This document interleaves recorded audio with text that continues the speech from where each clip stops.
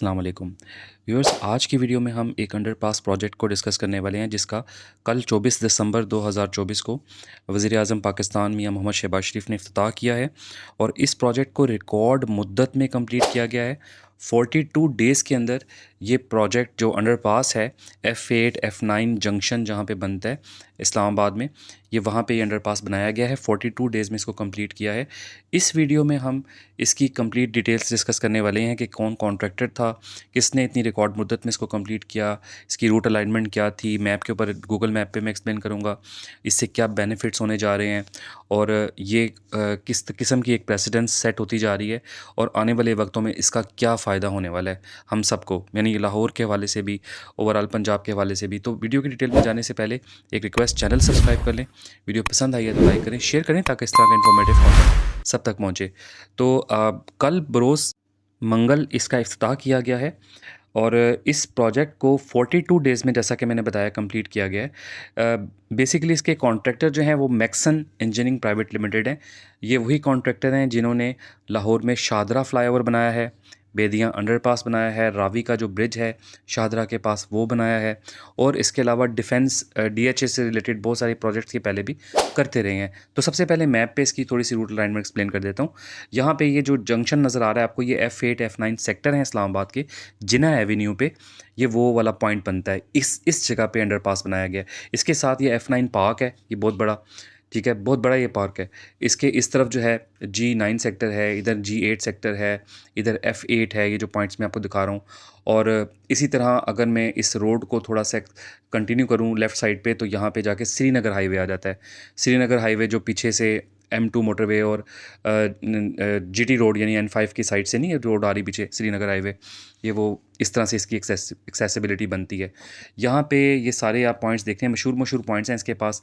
यहाँ पे ये वाला जो पॉइंट है ना, यहाँ पे अंडरपास बन रहा है ना, इसको आगे कंटिन्यू कर लें, ये जिना एवेन्यू है, जिना एवेन्यू के अक्रॉस ये पॉइंट बन रहा है, ठीक है। और इसके पास बहुत नोटेबल लोकेशंस हैं। यहाँ पे सेंटोरस मॉल भी है। थोड़ा सा आगे जाएंगे, ये वाला जो पॉइंट है ना, ये सेंटोरस मॉल है। इस्लामाबाद का एक ही बहुत बड़ा मॉल है जो कि आप कह लें कि काफ़ी नोटेबल है, सेंटोरस मॉल के नाम से ना, ये वो है। थोड़ा सा आगे चले जाएंगे तो ये सारा जो रोड है आगे जिना एवेन्यू, ये आगे ब्लू एरिया की तरफ, और ये सारे एरियाज़ इस्लामाबाद की जो पॉश एरियाज़ हैं ये वहाँ पे कंटिन्यू होते हैं, ठीक है। इस तरह से ये मैप पे इसकी रूट अलाइनमेंट थी। अभी आपको कंस्ट्रक्शन वर्क की कुछ फुटेजेस मैं दिखाऊंगा कि इसकी बेसिकली टाइमलाइन भी मैं दिखाऊंगा कि ये जो कंस्ट्रक्शन वर्क है, आप देखेंगे कि रिकॉर्ड मुद्दत में ये काम किया गया है। और मोहसिन नकवी साहब वज़ीर दाखिला हैं इस्लामाबाद से रिलेटेड, जो आप कह लें एरियाज़ हैं, यानी CDA जो है वो अदारा है जो कि वज़ारत दाखिला के अंडर आता है। तो CDA को डायरेक्शंस दी थी ये वज़ीर दाखिला मोहसिन नकवी साहब ने कि इन एरियाज़ को, जो चौक पॉइंट्स हैं, क्योंकि ये स्ट्रेटेजिक नोयत के ये पॉइंट्स हैं। इस्लामाबाद का जो एरिया है उसको स्ट्रेटेजिकली भी देखा जाता है, क्योंकि ज़ाहिर है कि वो आप कह लें इस्लामाबाद सेंटर है पाकिस्तान का, जो आप कह लें कि दारुल खिलाफा है ना, तो उस पॉइंट ऑफ व्यू से भी इसको देखा जाता है, स्ट्रेटेजिक पॉइंट ऑफ व्यू से भी। यहाँ पे कम से कम ट्रैफिक का जो भाव है उसमें किसी किस्म की कोई हड़ल नहीं आनी चाहिए। तो इस चीज़ को देखते हुए देखें ना, वज़ीर दाखिला की डोमेन नहीं है कि इस तरह के जो डेवलपमेंटल प्रोजेक्ट्स करवाना, लेकिन CDA क्यों वज़ीर दाखिला के अंडर है? क्योंकि इस्लामाबाद के अंदर जो मूवमेंट है, जो हाई प्रोफाइल डेलीगेशंस आती हैं, इंटरनेशनल डेलीगेशंस आते हैं, तो ये वज़ीर दाखिला की ही रिस्पॉन्सिबिलिटी होती है ना कि उनकी मूवमेंट को किसी तरीके से जो है वो अच्छे तरीके से इनको मैनेज करें।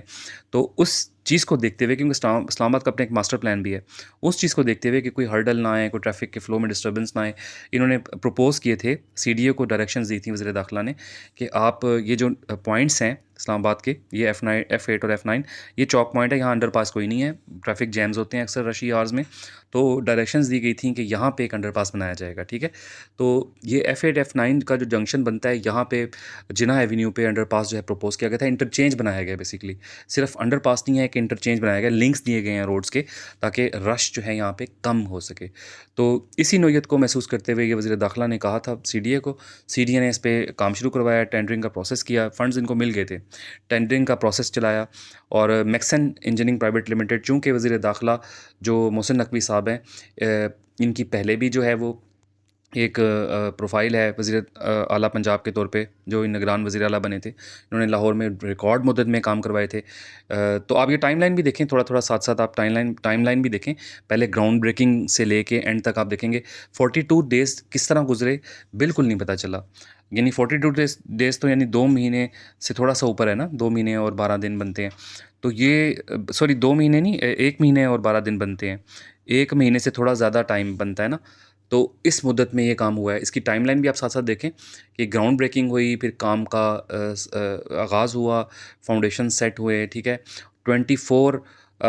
7 काम हुआ, यानी 24 घंटे काम हुआ। 24/7 का मतलब है 24 आवर्स ए डे और 7 डेज़ ए वीक। इसका मतलब क्या बनता है कि हर वक्त काम हो रहा है, 24 घंटे काम हो रहा है। तो 24 घंटे की एक पेस पे ये काम हुआ। डेवलपमेंट वर्क आपके सामने सारा चल रहा है। तो मोहसिन नकवी का मैं बता रहा था आपको कि ये जब वज़ीर आला पंजाब निगरान वज़ीर आला थे, इन्होंने रिकॉर्ड मुद्दत में सारे काम करवाए थे। इसी प्रोफाइल को देखते हुए इनको एक तो ये टास्क भी दिया गया कि मतलब ज़ाहिर है फ़ंड्स एलोकेशन किए गए। वज़ीर आज़म पाकिस्तान ने इनको फ़ंड्स एलोकेशन किए कि ठीक है, ये आप काम करवाएँ। और क्योंकि इन्होंने लाहौर में इन्हीं लोगों के साथ काम किया था। अब आपको ये पता होगा कि इस टाइम कमिश्नर जो इस्लामाबाद हैं और जो सीडीए के चेयरमैन हैं, वो मोहम्मद अली रंधावा साहब हैं। ये भी उस टीम का हिस्सा थे जो वज़ीर आला पंजाब निगरान वज़ीर आला पंजाब की टीम थी निगरान सेटअप में, जब पंजाब के निगरान वज़ीर आला थे ना मोहसिन नकवी साहब, ये उनकी टीम का मेंबर थे। ये एलडीए के उस टाइम एलडीए के चीफ़ थे मोहम्मद अली रंधावा साहब, एलडीए के भी चीफ़ थे और इसके अलावा कमिश्नर लाहौर भी थे। तो उस टाइम इन्होंने ये इनकी टीम का एक मेंबर थे। इन्होंने इस बंदे को भी बुलवाया बाकायदा इस्लामाबाद में, सीडीए का चेयरमैन भी बनाया, इसको कमिश्नर इस्लामाबाद भी बनाया। और इसके अलावा जो Maxon engineering private limited company है, मोहसिन नकवी साहब के दौर में इन्हीं को ही टेंडर दिए गए थे बड़े प्रोजेक्ट्स के। यानी शादरा फ्लाईओवर हो गया इसमें, इसमें जो रावी ब्रिज हो गया जो शादरा के पास बनाया गया अभी, इसके अलावा इसमें बेदिया अंडरपास हो गया और बहुत सारे प्रोजेक्ट्स थे लाहौर में उन दिनों में जो इन्होंने करवाए थे जब ये निगरान वज़ीर आला थे मोहसिन नकवी साहब। तो उसी टीम के मेंबर्स को उठा के ये इस्लामाबाद लेके गए और इस्लामाबाद में भी इन्होंने आप देखें टीम वर्क का जो एडवांटेज है वो कितना बड़ा आपको नज़र आता है कि रिकॉर्ड मुद्दत में पाकिस्तान में कभी 42 डेज़ तो कोई टाइम ही नहीं है ना, मतलब 1 महीने से थोड़ा ऊपर, 1 महीना 12 दिन क्या टाइम है? मतलब बहुत कम टाइम में ये काम हुए हैं। तो 1 महीने से ऊपर में एक अंडरपास बन जाना ये अपने आप में बहुत बड़ी बात है। मुझे याद है कि जब वज़ीर आला पंजाब ये था पीटीआई के दौर का उस्मान बुज़दार, तो आपने देखा था कि वहाँ पे एक गुलाब देवी अंडरपास इसने बनाना था, तो इसने तकरीबन 2 साल में वो गुलाब देवी अंडरपास बनाया था। तो कहाँ 2 साल हैं और कहाँ 1 महीने के अंदर अंडरपास तकरीबन बन रहा है। तो एक ह्यूज डिफरेंस हमें नज़र आया। तो टीम वर्क का यहाँ मैं बता रहा था कि टीम वर्क का फ़ायदा ये होता है कि आपकी अंडरस्टैंडिंग होती है, टीम के जो मेंबर्स होते हैं वो आपकी एक्सपेक्टेशंस को समझते हैं, आपकी मेंटालिटी को समझते हैं। तो टीम वर्क से काम हमें फ़ास्ट पेस पे होता नज़र आया और अब इसका कल इफ्तिताह भी हो गया, यानी 24 दिसंबर को वज़ीर आज़म पाकिस्तान ने इसका इफ्तिताह भी कर दिया है। तो टीम वर्क से ये सारे काम पॉसिबल हुए हैं। हम उम्मीद करते हैं, हम रिक्वेस्ट करते हैं अपनी वीडियो के तवसत से कि इसी तरह का टीम वर्क, इसी तरह की कोऑर्डिनेशन बाकी महकमों में भी जो है वो की जाएँ और ये बाकायदा इसको प्रेसिडेंस के तौर पे एक लिया जाए।